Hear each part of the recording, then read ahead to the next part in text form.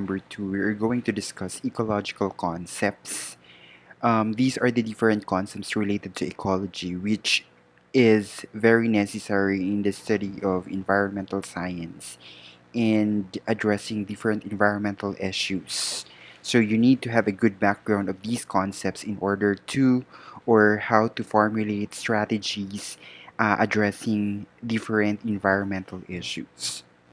So for the first part, you're going to have the concept of an ecosystem, which includes its structure and function. So technically, an ecosystem can be natural or the natural without human intervention, or it can be man-made or artificial, which is actually created by humans.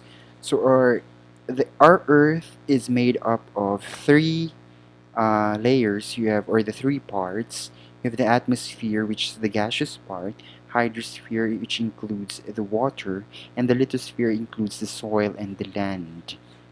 Okay, so primarily this is the different parts of the Earth.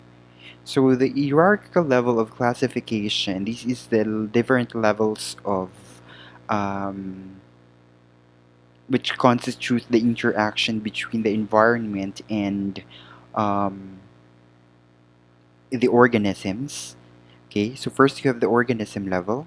The next one is the population level, which is made up of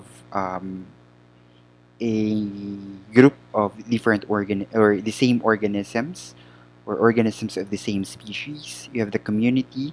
You have different species of organism.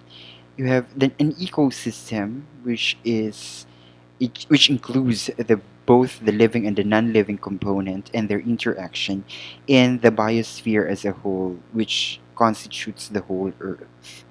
Yeah. Okay. So you can read more of the details in this particular paragraph.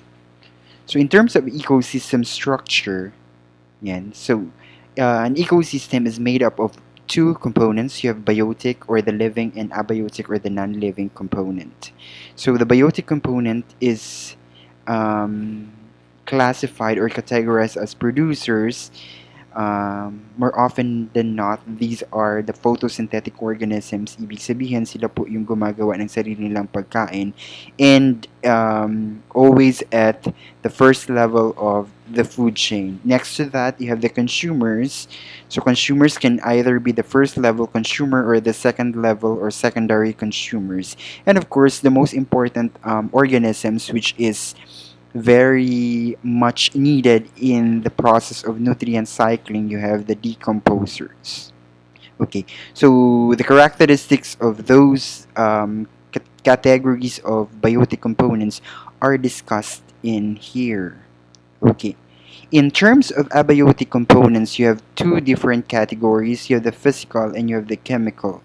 So these are the physical factors. You have the soil, the climate, light, and water and temperature. So, particularly of the soil, the organisms that are dependent on the characteristic of the soil as well as the nutrient content of the soil are primarily using this particular factor as their substrate. We can actually associate this one to plants wherein they actually acquire nutrients from the soil. And you have the climate. The climate actually determines the type of vegetation as well as the composition of an organism or particular area. Okay, so the distribution of or the variation of climate is due to the distribution of um, solar radiation within the Earth's surface. Kasama din po dyan yung wind patterns as well as the um, um,